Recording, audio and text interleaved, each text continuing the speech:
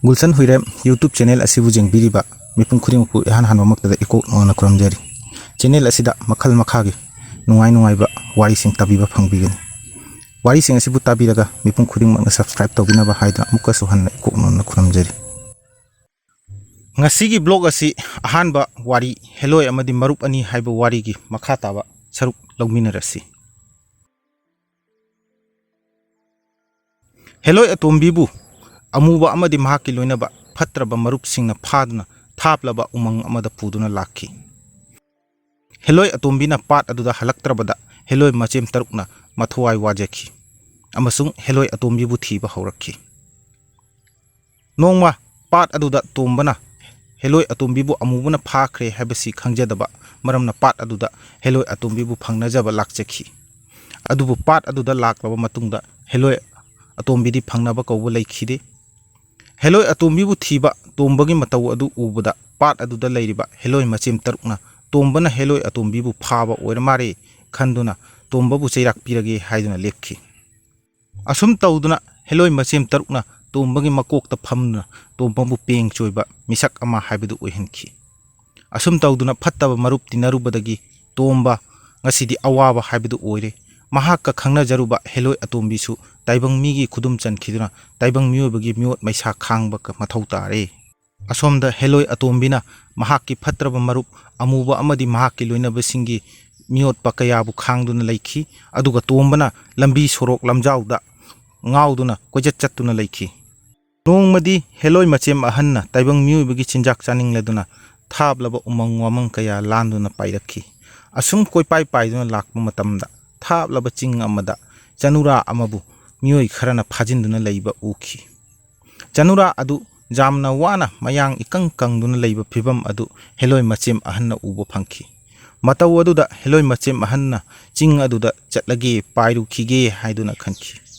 Helloi machem ahanna ching aduda pairaklaba matamdadi Helloi tombini haiduna masak khangjaba ngamki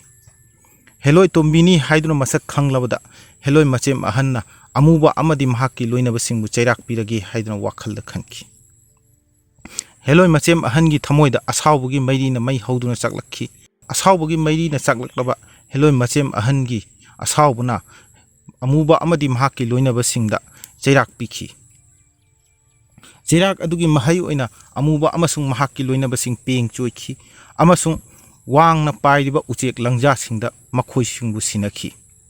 asum tawduna amuba amadi mahaki loinaba singi makuttagi Helloi atombibu kanduna purakhi Helloi atombibu pat aduda puduna laklaba matamda Helloi atombina tombabu thijarakhi Helloi atombina tombabu thirakpa matamda Helloi machem tarukna inaw tombi nahakpu phabani haiduna ikhoina mara leijadraba tomba ado matik chaba cheirak piduna mahakpu pengchoiba misak ama haibadu oire ngasidi mahak lambi sorok lamjauda ngauduna koichat chatlibani wafamsing ado tabada Helloi atombina machem tarukta hangat chakhi tombadi karisu mara leijadabani mahakna aibu phabana te tombaga aiga khangnajaba mataw aduda mahaki luna tinaba marup amubana aibu phabani ichem taru wafamsing ado tabada Helloi machem taru ikaibagi ngamkhai leikhidre amasung manaw tombigi mafamda ichem tarukna lale haiduna haijaki manaw tombina machem tarukta tombabu taibang migi marol amuktang ditahanbiu haiduna nijaki manaw tombigi asigumlaba mataw asida machem tarukna tombabu amuk hana taibang mirol tahankhi taibang mirol taraklabada tombana Helloi tombibu amuk hana thirakhi Helloi atombi amasung taibang miyoiba tomba konsinaduna kapminakhi mataw ado ubada Helloi machem ahanna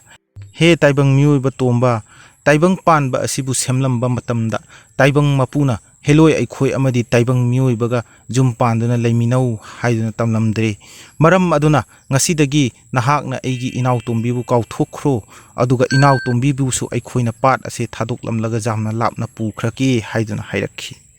wafamsing adu tabada tombana Helloi machem ahangi mafamda asumna hangat chakhi taibang panba asida Helloi tombi natana aihakna karigumba pamjaba posak amata leijadi aingonda Helloi atombi asi sinabiro haiduna hangat chakhi wafam maduda Helloi machem ahanna amukka hanna hangalakhi he tomba taibang miyoiba nakhoiga Helloi aikhoiga leiminabada matik chadi maram maduna nakhoiga aikhoiga leiba tawphadi ꯃꯔꯝꯁꯤꯡ ꯑꯁꯤꯅ ꯑꯩꯈꯣꯏꯅ ꯄꯥꯠ ꯑꯁꯤ ꯊꯥꯗꯣꯛꯇꯨꯅ ꯆꯠꯂꯒꯗꯕꯅꯤ ꯇꯣꯝꯕ ꯑꯗꯨꯒ ꯏꯅꯥꯎ ꯇꯣꯝꯕꯤꯕꯨ ꯁꯦꯡꯅ ꯅꯨꯡꯁꯤꯖꯔꯨꯕ ꯅꯍꯥꯛꯀꯤ ꯅꯐꯝꯗꯗꯤ ꯍꯦꯂꯣꯏ ꯏꯆꯤꯟ ꯏꯅꯥꯎ ꯑꯩꯈꯣꯏꯅ ꯀꯔꯤꯒꯨꯝꯕ ꯑꯃꯇꯪꯗꯤ ꯈꯨꯗꯣꯜ ꯇꯝꯂꯝꯒꯦ ꯇꯥꯏꯕꯪ ꯄꯥꯟꯕ ꯑꯁꯤꯗ ꯅꯍꯥꯛꯅ ꯂꯩꯔꯤꯕ ꯃꯈꯩ ꯊꯣꯛꯎ ꯍꯥꯏꯕꯗ ꯊꯣꯛꯄ ꯉꯝꯕ ꯁꯅꯥꯕꯨꯟ ꯑꯃ ꯄꯤꯔꯝꯒꯦ ꯑꯁꯤꯒꯨꯝꯂꯕ ꯁꯅꯥꯕꯨꯟ ꯑꯁꯤꯗ ꯅꯍꯥꯛꯅ ꯀꯔꯤꯒꯨꯝꯕ ꯃꯇꯝꯗ ꯁꯅꯥ ꯂꯨꯄꯥ ꯂꯟ ꯊꯨꯝ ꯄꯥꯝꯖꯕ ꯑꯃꯇꯪ ꯅꯤꯖꯕ ꯃꯇꯝꯗ ꯁꯅꯥꯕꯨꯟ ꯑꯁꯤꯒꯤ ꯃꯅꯨꯡꯗ ꯅꯍꯥꯛꯅ ꯐꯪꯒꯅꯤ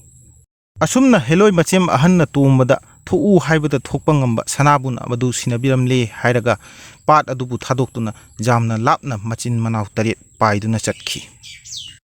ꯋꯥꯔꯤ ꯑꯁꯤꯗꯒꯤ ꯑꯩꯈꯣꯏꯅ ꯈꯪꯕ ꯉꯝꯃꯤ ꯃꯗꯨꯗꯤ ꯇꯥꯏꯕꯪ ꯄꯥꯟꯕ ꯑꯁꯤꯗ ꯇꯥꯏꯕꯪ ꯃꯤꯑꯣꯏꯕ ꯑꯩꯈꯣꯏꯅ ꯃꯔꯨꯞ ꯍꯥꯏꯕ ꯃꯔꯨꯞ ꯑꯁꯤ ꯇꯤꯟꯅꯕ ꯃꯇꯝꯗ ꯌꯥꯝꯅ ꯃꯨꯟꯅ ꯃꯁꯛ ꯈꯪꯂꯕ ꯃꯇꯨꯡꯗ ꯇꯤꯟꯅꯕ ꯃꯊꯧ ꯇꯥꯏ ꯑꯩꯒ ꯇꯤꯟꯅꯔꯤꯕ ꯃꯔꯨꯞ ꯑꯗꯨꯅ ꯐꯠꯇꯕ ꯃꯤꯁꯛ ꯑꯃ ꯑꯣꯏꯕ ꯇꯥꯔꯕꯗꯤ ꯑꯩꯒꯤ ꯇꯨꯡꯅꯥꯎꯒꯤ ꯄꯨꯟꯁꯤꯗ ꯑꯩꯒ ꯈꯪꯅꯖꯔꯛꯄ ꯃꯤꯁꯛꯁꯤꯡ ꯑꯩꯒꯤ ꯏꯃꯨꯡ ꯃꯅꯨꯡꯒꯤ ꯃꯤꯁꯛꯁꯤꯡꯗꯁꯨ ꯑꯀꯥꯏꯕ ꯀꯌꯥ ꯇꯧꯔꯛꯏ ꯑꯃꯁꯨꯡ ꯃꯈꯣꯏꯁꯨ ꯑꯋꯥꯕ ꯅꯪꯉꯤ ꯍꯥꯏꯕꯁꯤ ꯈꯪꯕ ꯉꯝꯃꯤ ꯉꯁꯤꯒꯤ ꯕ꯭ꯂꯣग ꯑꯁꯤ ꯃꯇꯥꯡ ꯑꯁꯤꯗ ꯂꯣꯏꯁꯤꯟꯖꯔꯦ ꯃꯌꯥꯝꯅ ꯋꯥꯔꯤ ꯑꯁꯤꯕꯨ ꯄꯥꯝꯕꯤꯔꯒꯗꯤ ꯃꯈꯜ ꯃꯈꯜꯒꯤ ꯀꯣꯃꯦꯟꯠꯁꯤꯡ ꯇꯧꯕꯤꯔꯛꯎ ꯑꯃꯁꯨꯡ ꯃꯊꯪꯗꯤ ꯑꯅꯧꯕ ꯋꯥꯔꯤ ꯑꯃꯗ ꯐꯪꯃꯤꯟꯅꯔꯁꯤ ꯑꯗꯨꯒ ꯂꯣꯏꯅꯅ ꯆꯦꯅꯦꯜ ꯑꯁꯤꯕꯨ ꯁꯕꯁꯀ꯭ꯔꯥꯏꯕ ꯇꯧꯅꯕ ꯑꯃꯨꯛꯀꯁꯨ ꯍꯟꯅ ꯏꯀꯣꯛꯅꯣꯅ ꯈꯨꯔꯨꯝꯖꯔꯤ